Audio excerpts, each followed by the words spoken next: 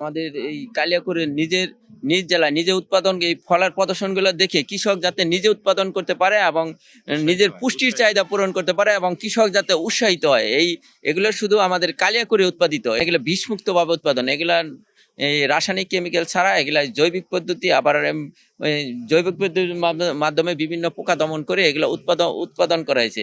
এখন আমাদের বাংলাদেশে খাদ্যের স্বয়ংসম্পূর্ণ, কিন্তু আমাদের পুষ্টির ঘাটতি আছে। এজন্য আমরা চাচ্ছি যে বিভিন্ন ধরনের ফল উৎপাদন করে আমাদের পুষ্টির চাহিদাগুলো যাতে পূরণ করতে পারি। প্ল্যান্ট ডক্টর ক্লিনিক হলো আমাদের কালিয়াকৈর উপজেলায় বিভিন্ন ফসল রোগ এবং পোকামাকড় এটা নিয়ে আমরা কাজ করি।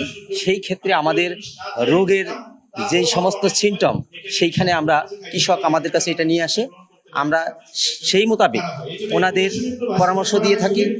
সেটা সাধারণত আমাদের বাজারে দুই ধরনের কীটনাশক পাওয়া যায়, একটা হচ্ছে রাসায়নিক কীটনাশক, একটা হচ্ছে জৈব বালাইনাশক।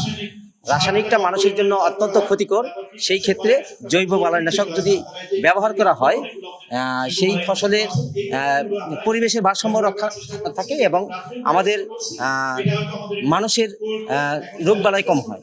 সেই জন্য আমরা জৈব বালাইনাশক কৃষকের দোরগোড়ায় পৌঁছানোর জন্য আমরা প্রতিনিয়ত এটা পরামর্শ দিয়ে যাচ্ছি।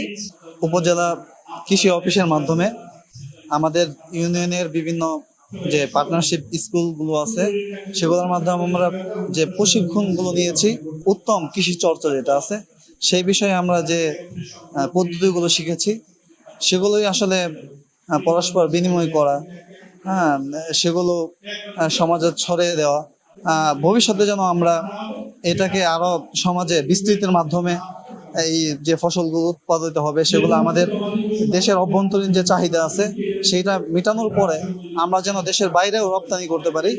আসলে আমাদের সেই বিষয়গুলি পরস্পর শেয়ার করার জন্য আমরা এই প্রোগ্রামে অংশগ্রহণ করেছি।